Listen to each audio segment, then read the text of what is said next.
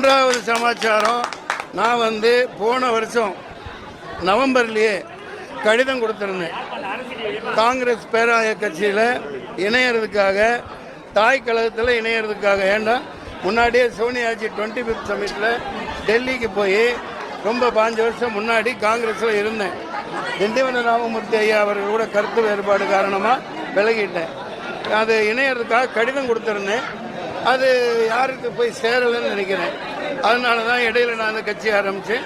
ஒரு தேர்தலை கஷ்டப்பட்டு என் கை காசை போட்டு மிகவும் போராடி களத்தில் இருந்து அநேகமாக ஜெயிச்சுட்டு வந்திருக்கேன். இந்த நிலையில் அந்த வேலூர் தொகுதி எல்லா இடத்துலையுமே எனது பாரத பிரதமராக நமது இந்தியா கூட்டணியை எல்லா இடத்துலையும் ஆதரிக்கிறேன், வேலூரை தவிரன்னு சொல்லி பிரதமர் கேண்டிடேட்டாக I declared prime minister candidate Sonia காந்தியின் அன்பு மகள் பிரியங்கா காந்தி. அந்த பிரியங்கா காந்தி என்ற மகராசிக்கு பிரதமருக்கான முகராசி இருக்கு, அவங்க தான் பிரதமர் ஆவாங்க அல்லது ராகுல் காந்தி ஆவார்னு என்னுடைய ஆசையையும் என்னுடைய உறுதியான நிலைப்பாட்டையும் தெரியப்படுத்தியிருந்தேன்.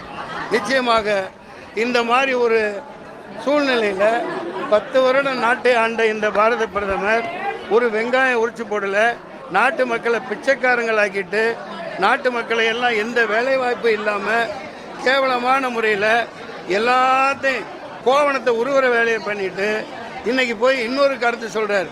வெளிநாட்டு சதிகள், வெளிநாடுகள் கூட சேர்ந்து இவரை கொலை பண்ண பார்க்குறாங்களாமா. இந்த டைலாக் எங்கேயோ கேட்ட மாதிரி இல்லை. ஏன்னா இது வெளிநாடு, ஒரு நாடு இல்லாமல் சுற்றிட்டு வந்திருக்கிறது இவர் தான். இந்த மாதிரி எதையாவது பெணாத்தி ஒரு குழப்பத்தை உண்டு பண்ணுறாரு, கண்டிக்கத்தக்கது. முதல்ல சாதாரண குடிமகனா அவரை தூக்கி உள்ளே போடுங்க, முதல்ல அதை செய்யுங்க, இல்லாட்டி பெரிய போராட்டம் வெடிக்கும். நன்றி, வணக்கம்.